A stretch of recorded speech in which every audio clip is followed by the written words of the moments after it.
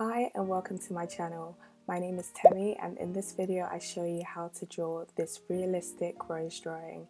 Please like this video if you like it and comment down what tutorial you would like to see next. In this video I show you how to make a blurred effect on the background, how to draw realistic water droplets, how to use markers as a base layer and colouring pencils to blend, and finally how to use a white pen to make the drawing super realistic and create a beautiful finish. So all the materials I use are linked in the description box, and let's get started. So I used an Archer and Olive notebook for this tutorial because it is my present bullet journal notebook. So I'm doing this drawing because I chose roses to be my February bullet journal theme. And if you have no idea what I'm talking about, my February plan with me video will be linked in the description box if you're interested. But each month I make a new theme and I've started a series where I do a realistic drawing alongside. So here is this month's. I started by drawing the background. I mainly used greens for the background. There are some elements of shine that I use the yellows for, but as you can see I blocked down the main colours before thinking about the blend. I think it's important to look through whatever realistic reference you're using just to understand the underlying colours without thinking about the finish in the first instance. I decided to use mostly markers for this piece because it is in my bullet journal. I don't see the point of finishing my pencils. I want to be able to have some sort of base layer that I can work with. For my normal realistic drawings, I use pan pastels as my base, but this notebook I don't think will allow me to use pan pastels, so I'm not even going to try.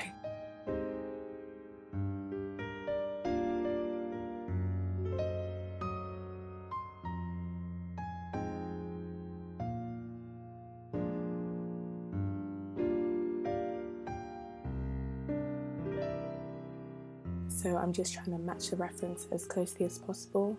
I also tried to make this drawing a little bit more abstract, so I actually made the leaves a little bit more purple than I could see them. I wanted this drawing to be as vibrant as possible, so that was the idea behind that. One thing I really like about this reference picture are the drops of water alongside. I think with trying to succeed with realism, it's quite easy to do so by trying to draw water. So if you're new to drawing, definitely try to draw something with water. I think it's quite easy to achieve a realistic effect.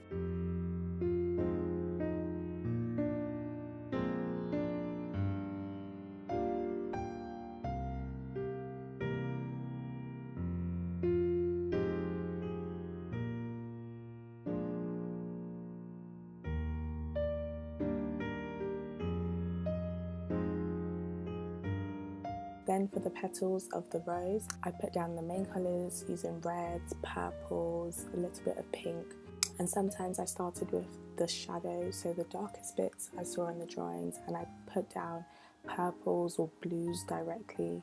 I also left gaps where the drops of water would be. I did this technique because I'm drawing directly onto a white base. If I was drawing on a different colour base, such as a grey or cream kind of base, I wouldn't leave gaps. I would just colour it directly with whatever colour. I hope I'm making sense, but because it was a white base, the easiest way to achieve the white in the first instance is by leaving those places white. I then went over certain elements with a white pen, but it was important to leave them white in the first place. For this drawing, I worked from left to right. I did this because I am right-handed, so I don't want to have to smudge the drawing at any point. Obviously, if you're left-handed, then work in the opposite direction. But I worked from left to right and up to down, so almost going at a diagonal. Most of this drawing came down to just studying the reference and trying to mimic the colours that I could see. Now, obviously it's a red rose, however, there are a lot of purples, there are a lot of pinks, there are a lot of blues that went into it. For the darkest shadows you see in this piece, I did not use black, I actually used blue. And layering blue Crayola markers with the original red then created this very dark tone, which I think showed the shadows perfectly.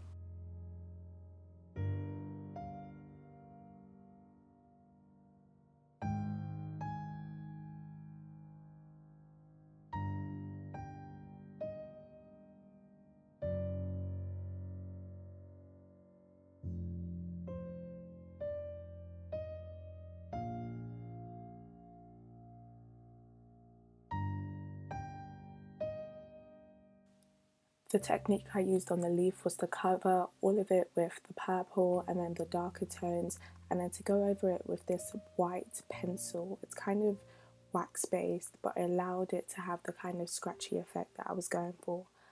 I do go back to add more detail into it, but that's the easiest way to draw personally, putting some sort of base and then going back with the highlights and the shadows.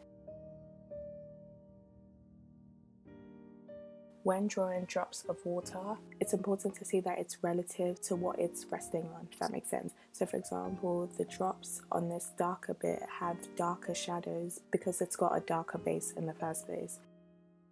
As you can see, I've also put this dark blue directly down, and you see how that blends out later. I've also got purples where the shadow gets lighter before I go into the reds after. I use the Uni Posca white pen for most of the highlights. It really just ties the drawing together because it allows you to put the sharpest highlights. An important thing to address when drawing realism is the need for perseverance, and I say this in all my video tutorials and my speed drawing videos. At this point of the drawing, I thought, oh my gosh, half of this drawing looks great, but can I be bothered to finish the rest of it? This drawing actually took me 12 hours in total to do, and that is very long. This drawing is A4 size because it's in an A5 notebook that's opened up, and for me that is very long for a still life piece. Even my portrait drawings sometimes don't take this long, so I was really getting a little bit restless. The only thing that I can say that encouraged me to finish was just perseverance and realizing that the sooner I finish this, the sooner I can get on with something else.